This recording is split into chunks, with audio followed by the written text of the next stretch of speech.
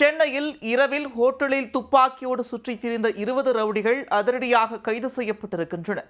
தமிழகம் முழுவதும் இருக்கும் 40க்கும் மேற்பட்ட பிரபல ரவுடிகள் ஒன்று கூடிய போது சிக்கியது எப்படி?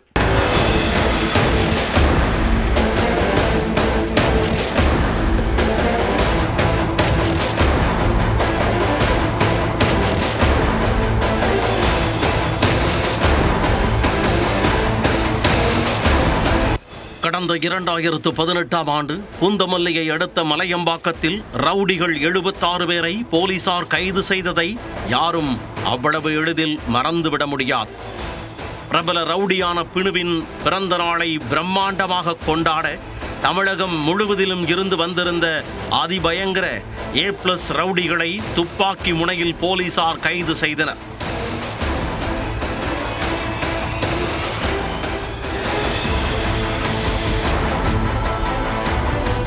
அதேபோல ஒரு சம்பவம் மீண்டும் சென்னையில் அரங்கேறியிருப்பது பொதுமக்களை அதிர்ச்சிக்குள்ளாக்கி உள்ளது. கொலை வழக்குகள், வெடிகுண்டு வீச்சு, கட்ட பஞ்சாயத்து என 30ற்கு மேற்பட்ட வழக்குகளில் சிக்கியிருப்பவர் புளியந்தோப்பைச் சேர்ந்த பிரபல ரவுடி பாம் சரவணன் பறிமுதல் செய்யப்பட்டுள்ளன.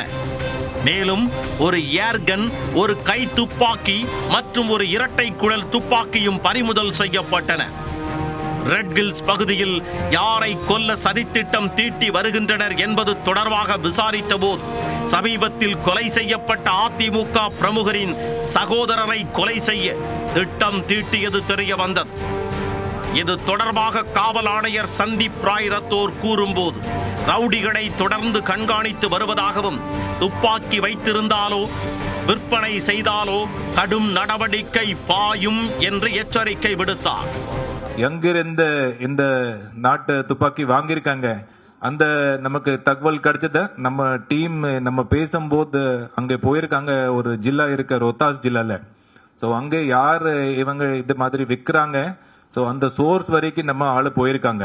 அங்கிருந்த லோக்கல் ஆளு அவர் தான் இந்த மாதிரி துப்பாக்கி வாங்கிட்டு இவங்க நம்ம ஆளுக்கிட்ட இங்கே சப்ளை பண்றாங்க. பொதுமக்கள் நடமாட்டம் மிகுந்த ஹோட்டலில் 40ற்கு மேற்பட்ட ரவுடிகள் துப்பாக்கிகளுடன் கூடியிருந்த சம்பவம் அப்பகுதியில் பெரும் பரபரப்பை ஏற்படுத்தி உள்ளது.